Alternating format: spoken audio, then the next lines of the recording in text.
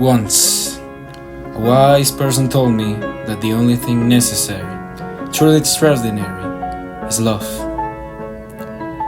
Through the walk of time, our society, answering to the pessimism derivated from the unfortunate events that plagued humanity since the beginning of time, such as war, violence, and death. We learned to create stories that were only possible in the mind of a little child. A flash of imagination, creativity, and optimism that evolved from the songs of heroic deeds in the medieval period to the current art. We started the habit of romanticizing concepts. One of them was love. In recent times, people seem to be influenced by cultural references that are well explained in the following samples. Movies like When Harry Met Sally, Titanic, The Notebook, and others give a seed to the teenagers to believe in the power of love. And of course, that's something great. But life, sometimes it's different.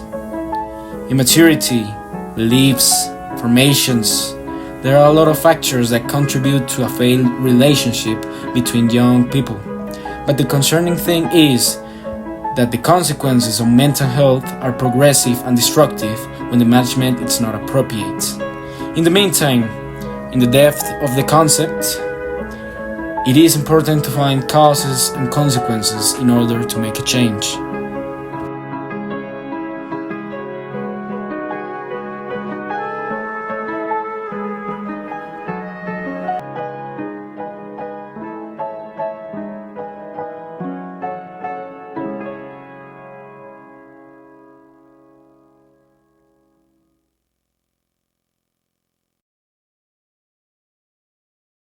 The main pillar of healthier relationships are kind of simple, but humans find it more complex than it seems. Trust, respect, honesty and integrity. It's important to clarify that this kind of relationship are necessary for teenagers in order to develop certain virtues such as emotional responsibility and attachments, but for a positive result. It is needed a positive management. First, a professional reference is essential for any research. That's why the studies and analytics of the psychiatrist John Gottman are going to be the base of this dissertation. The expert in romantic relationships explained how important it is for a couple the fact of having in mind certain morals and principles that provides the functionality and the good direction of a relationship. But of course, it is a mutual agreement, a 50-50. If there is only one person who complains with disagreements, there is not future in that.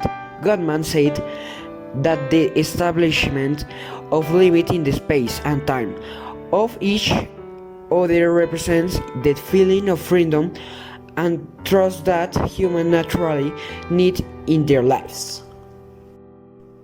When there are not positive attitudes regarding in the activities and social circle, that the two of them have their low probabilities to develop insecurities and relationship killer. Anxiety. The role of anxiety besides turning apart to self-confidence of a human being. It encourages people to fall into mistakes that often spoil relationships. A new epidemic that, if there is something to blame for this problematic, a good point of social media. Recently, apps like Instagram or Facebook gave society a chance to share their hobbies, interests, and routines, but in order to continue the previous idea, we also learned to compare ourselves with other people, and the addiction of recognition and acceptance materialized in something called like. A lot of conflicts and discussions between couples are raised up by social media, turning something beautiful like love into a competition. A very common consequence of social media addiction is another addiction, comparing yourself with other users. You feel the need of being prettier or more successful to other people to feel happier about yourself, more followers, more likes, and more social acceptance. When this phenomenon gets up in a relationship, it causes hostile and possessive behaviors ranging from arguments to the strict following between couples by this means. This is related with the immaturity that a lot of teenagers have.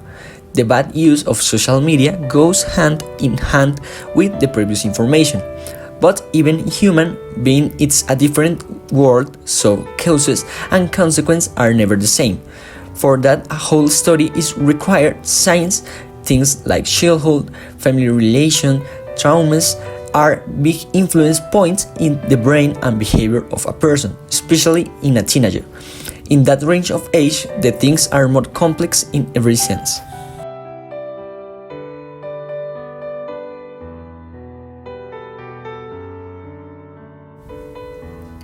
In order to give stability and strength to our research, and of course, to understand how different teenagers could be in a relationship and the variables that exist regarding the difficulties that cause problems in the emotional stability of different people, we managed to interview 3 young women that gave us a different point of view.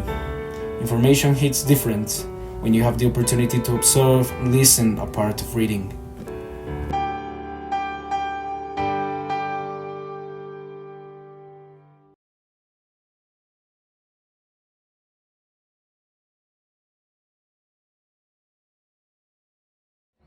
Bueno, yo conocí a la que fue mi pareja el año pasado, más o menos pasaron 2 meses de habernos conocido, cuando decidimos empezar una relación.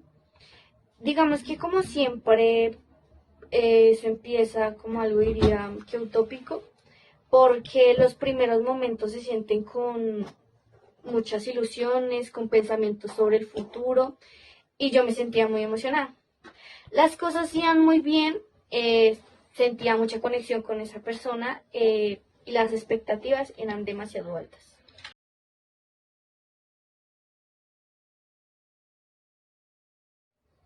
Yo noté que tanto a medida que el tiempo pasaba, él en cierta parte empezaba a cuestionar más las cosas que yo hacía en mis espacios libres. Por ejemplo, era que él no me quería permitir salir al centro comercial con mis amigas porque no confiaba que lo que yo le dijera fuera la verdad, entonces ya no había confianza. Y yo le terminé haciendo caso en muchísimas ocasiones, tanto que un porcentaje muy grande de mis espacios era con él. Y empecé a sentir como si mi voluntad ya no estuviera conmigo, porque solo estaba dispuesta a hacer cosas que él aprobara y ya no hacía nada por mí misma.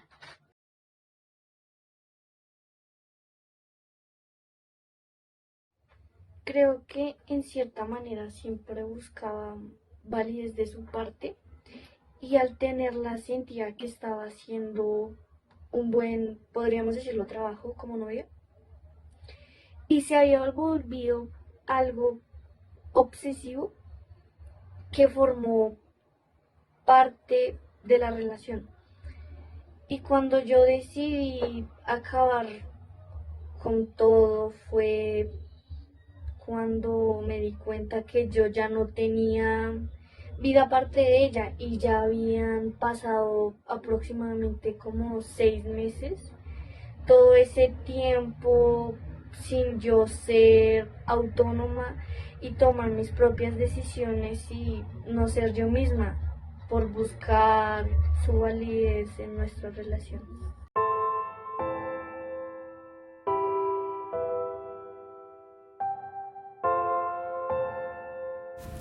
Our brains works in a very interesting way. Its study is always in constant change. See, there are details that change our chemistry, and in that way we see how every individual is different in their actions and perceptions. Sometimes we define our identity our role in a relationship, and as we heard, it could degrade ourselves in a way that we lose the control of our actions and awareness about our emotional and mental well-being. It's not necessarily caused by shocks from childhood or life in general. Sometimes the educational circumstances create beliefs that at the end it damages the thoughts or self-perception teenagers have. You see, she agreed to tell us about her experience, but as we'll see in the other interviews, imagine how many peers of these young people are dealing with this in their relationships.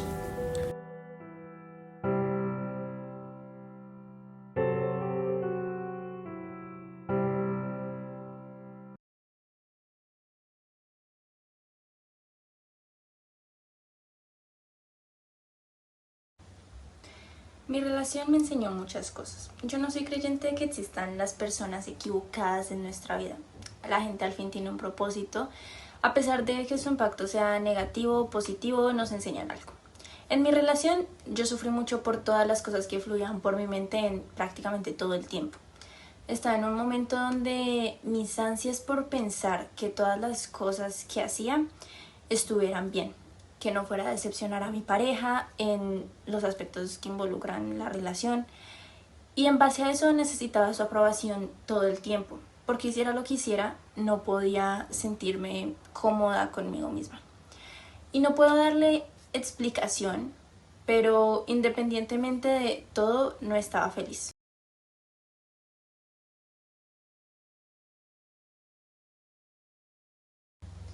Eventualmente las cosas no se sentían bien en general. Fue una decisión mutua que, aunque no pareciera, me costó mucho porque creía que no funcionó, porque no fue suficiente de mi parte. Y pues con el paso del tiempo, ya con mucha más madurez y con mucho proceso personal, entendí que lo mejor para mí, porque nunca pensé por mí, sino por esa persona, lo mejor para mí era dejar ir, soltar y dejarle los asuntos al tiempo. Por suerte esa situación ya pues cerró para mí, y para la gente que vea esto y sienta esa cercanía con lo que conté, mi consejo es darle tiempo al tiempo.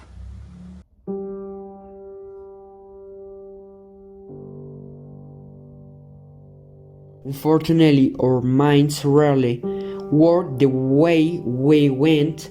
That's why the sentence, "our worst enemy is ourselves," it's so right. What happens to these girls is an amount of pressures, nervousness, and expectative that ended up creating in her mind the feeling that she's not good enough and that reverberates in her actions, behavior, and self-esteem. Sometimes when we feel that thing called love for the first time, we are obsessed with the idea of perfection, of ignoring or assuming that our defects are not existent. But a big step to mature and try to improve in order to make things work, we need to accept those defects, those things we use it to call mistakes. It's in our DNA to not be perfect.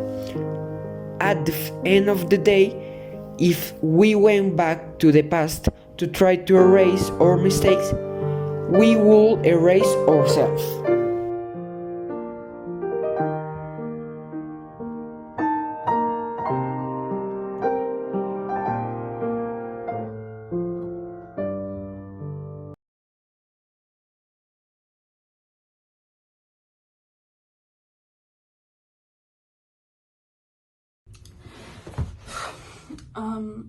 Okay, the anecdote I'm about to share is a bit harsh and a bit bitter about various aspects of my life.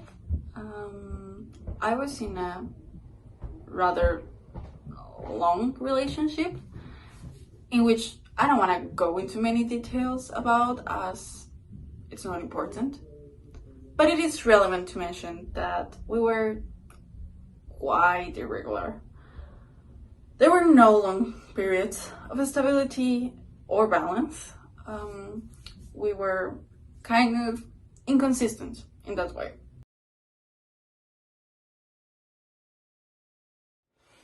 Okay. In my situation, I was absolutely dependent on my partner in relation to my mood or my self-esteem, let's say. It reached to a point where if things were going badly, I was constantly miserable, as I was happy if things were going good, I guess. I allowed the situation to take advantage of me. So, at the end, after taking some advice and a lot of introspection, I realized that if I continued this way, what was gonna happen the day this person wasn't there? So, I tried to talk about it and gather courage. But after some arguments, the relationship ended.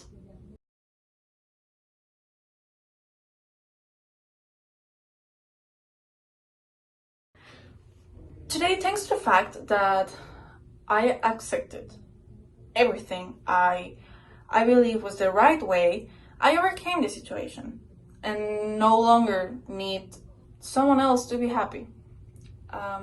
When I talk about it, I don't feel sadness or nostalgia or regret. After all, I managed to get out of the situation because I realized that it couldn't continue like that, that it was not healthy. Of course, time helped me heal and improve, as we always hope it will do. I realized the number of virtues I have, and now I know I am enough to be on my own, to be satisfied, to be happy, to be calm. Actually, I'm really happy right now.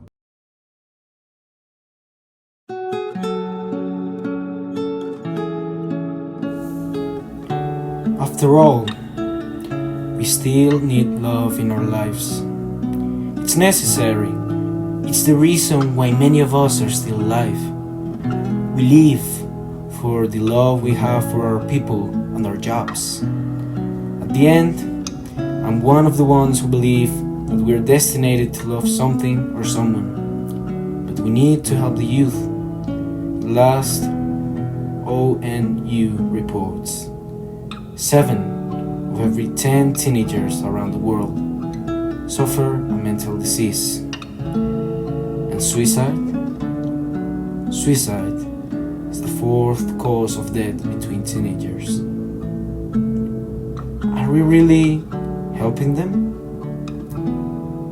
Do we really even care about them? How are we supposed to grow as a community if we cannot help each other? I still need to think about it while I'm doing this.